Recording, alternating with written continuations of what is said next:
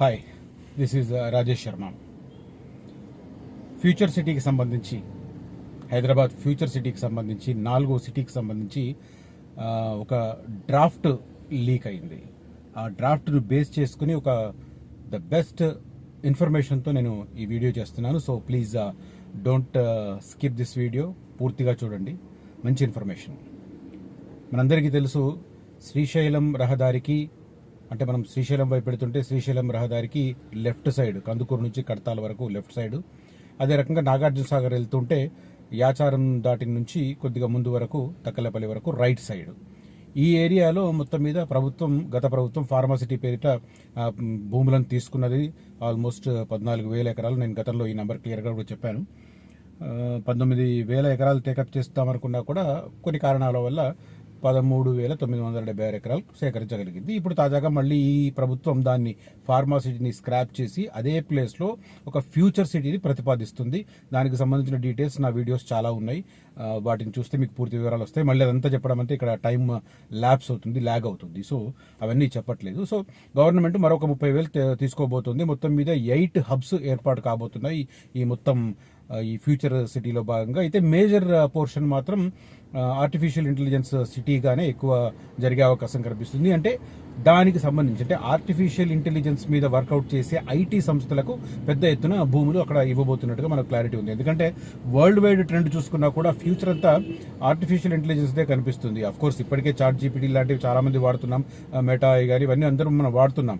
కానీ ఫ్యూచర్లో ఇది ఇంకా ఎక్స్టెన్సివ్గా వెళ్లే అవకాశం ఉంది. పరిశోధనలు కూడా పెద్ద ఎత్తున జరిగే అవకాశం ఉంది. మనందరికీ తెలుసు, ఐటీ రంగంలో మన తెలుగువారు ప్రపంచంలో ఉన్న చాలా దేశాల్లో, అగ్రగామి దేశాల్లో మనం ఎంత ప్రతిభ చూపిస్తున్నామో. సో అలాంటి వారు ఏర్పాటు చేసుకున్న ఐటీ సంస్థలకు సంబంధించి వాటి బ్రాంచులు కానీ వాటికి సంబంధించిన కొత్త కార్యాలయాలు కానీ ఇప్పుడు ఈ ఫ్యూచర్ సిటీలో ఏర్పాటు చేసుకోవడానికి ప్రభుత్వం భూములు పెద్ద ఎత్తున ఇవ్వబోతోంది. సో రేపొద్దున ఐటీ రంగంలో, ఏఐ రంగంలో ఏదైతే విప్లవం రాబోతుందో ఆ విప్లవానికి సంబంధించి బీజాలు మన దగ్గర ఫ్యూచర్ సిటీలో పడే అవకాశాలు కనిపిస్తున్నాయి. ఆ పరిశోధనల్లో సక్సెస్ అయితే మనకు మరింత పేరు వచ్చే అవకాశం హైదరాబాద్కు వచ్చే సంకేతాలు కనిపిస్తున్నాయి. ఆ దిశగానే ఒక రకంగా చెప్పాలంటే ఆర్టిఫిషియల్ ఇంటెలిజెన్స్ అనేది, కృత్రిమ మేధ అనేది మానవాళికి కొంత ముప్పే, హ్యుమానిటీకి ముప్పేగా అని చాలా మంది అంచనా వేస్తున్నారు.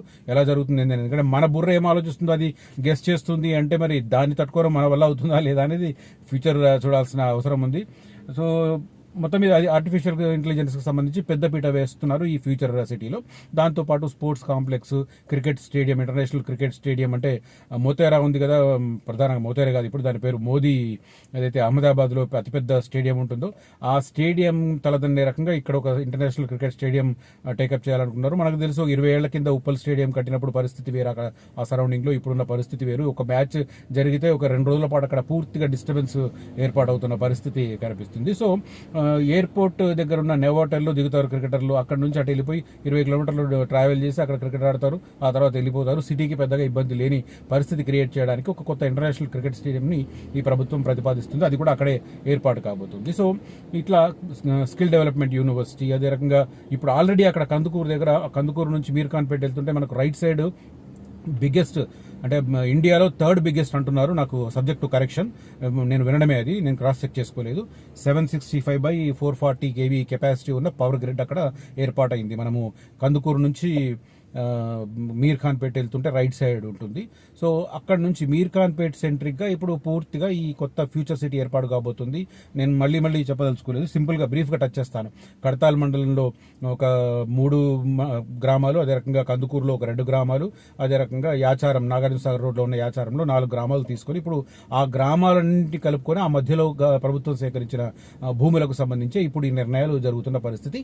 ఇంకొన్ని కూడా సేకరిస్తే కూడా ఆ మధ్యనే తీసుకునే అవకాశం ఉంటుంది. ఎందుకంటే ఇంకా దక్షిణం వైపు ఇంకా వెళితే, అంటే సౌత్ ఈస్ట్ వైపు ఇంకా వెళితే కొంత కన్జర్వేటివ్ ఏరియా ఉంది, అటవీ ప్రాంతం ఉంది. కాబట్టి మరి ఆ అటవీ ప్రాంతాన్ని తీసుకుంటారా లేదా అనేది అది కొద్దిగా అంటే దాని మీద స్పెషల్ కసరత్తు చేయాల్సిన అవసరం ఉంటుంది అనమాట.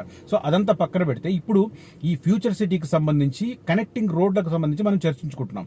ఒకటి కొత్తూరు ఎక్స్ రోడ్ నుంచి మీర్ఖాన్పేటకి వెళ్ళి మీర్ఖాన్పేట నుంచి సాగర్ రోడ్లో ఆ తక్కలపల్లి దాటిన తర్వాత కలిపే రకంగా ఒక 200 ఫీట్ రోడ్డు ప్రతిపాదించున్నారు.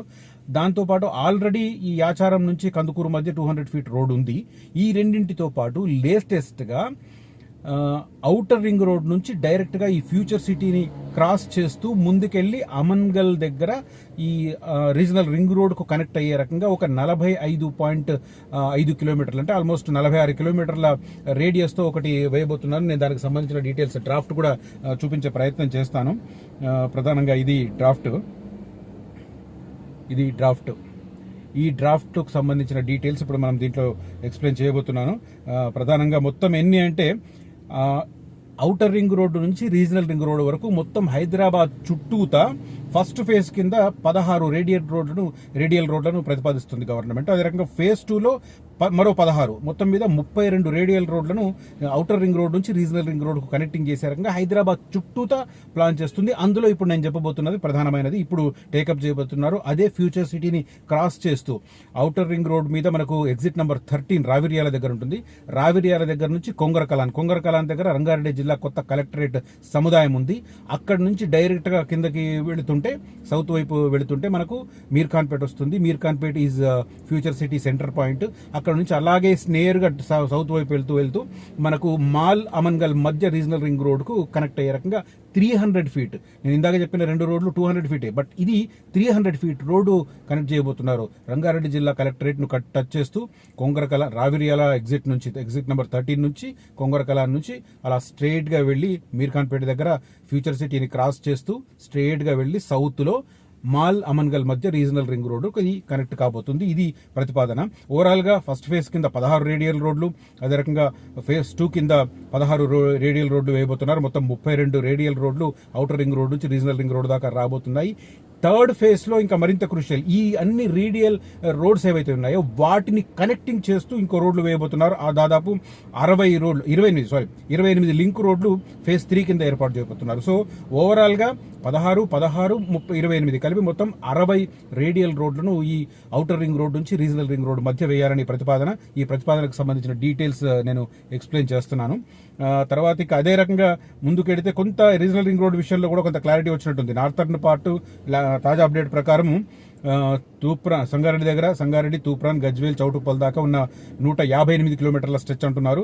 సదరన్ పార్ట్ వచ్చేది చౌటుప్పల్, షాద్ నగర్ నుంచి సంగారెడ్డి వరకు 194 కిలోమీటర్లు అంటున్నారు. సో ఇది మరి మారుతుందా ఏందనేది చూడాలి. ఎందుకంటే సదరన్ పార్ట్కి సంబంధించి 3 అలైన్మెంట్లు అవుతున్నాయి. ఆ 3 అలైన్మెంట్లో ప్రభుత్వం ఏది క్లియర్ చేస్తుంది అనేది ఇంకా క్లారిటీ లేదు. కాబట్టి సరే, ప్రస్తుతం అయితే నా ఈ వీడియో దీని మీద నేను ఫోకస్ చేస్తున్నాను.